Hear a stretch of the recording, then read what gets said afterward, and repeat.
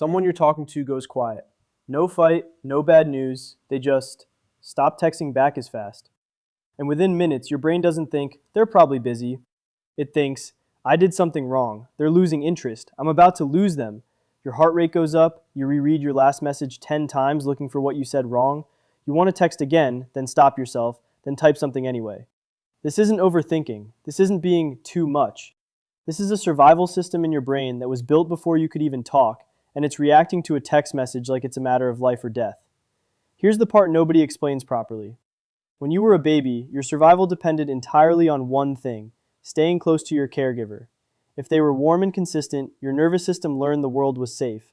But if they were unpredictable, sometimes there, sometimes not, sometimes loving, sometimes distant, your nervous system learned something different. It learned that connection could disappear at any moment. So it built an alarm system, a hyper-alert radar specifically tuned to detect the smallest sign that someone might be pulling away. That radar doesn't turn off when you grow up. It just attaches itself to new people, partners, friends, anyone you let close. This is called an anxious attachment style. And once you understand it, the way you react to silence finally makes sense. But here's the twist almost nobody talks about. The people anxious attachers usually end up with are avoidant attachers. People whose childhood taught them the opposite lesson, that closeness is overwhelming, that distance equals safety. So you get this exact pairing over and over. One person reaching for connection the moment they sense distance, the other person pulling back the moment they sense closeness. It's not bad luck. It's not always picking the wrong person. Your nervous system is unconsciously drawn to the exact dynamic it already knows, even when that dynamic hurts. Here's what it actually looks like in real time. The anxious partner senses distance, even something as small as a slower reply, and reaches out more. More texts, more reassurance seeking, more "are we okay?"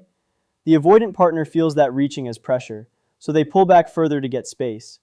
The anxious partner feels that pulling back as confirmation of their worst fear, so they reach out even harder. The avoidant partner pulls back even further, round and round. Neither person is the villain.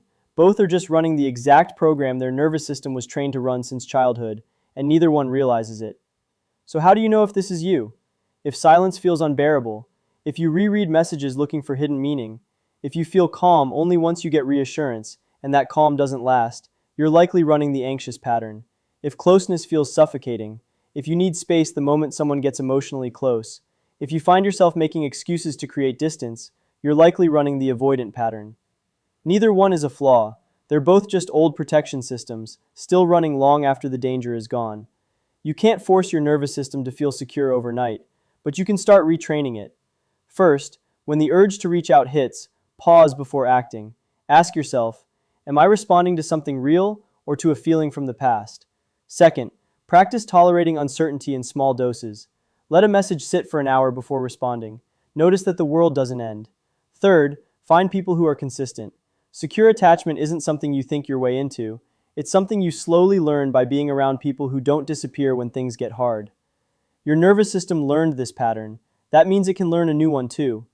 If this described you, drop a comment with which one you are: anxious, avoidant, or somewhere in between.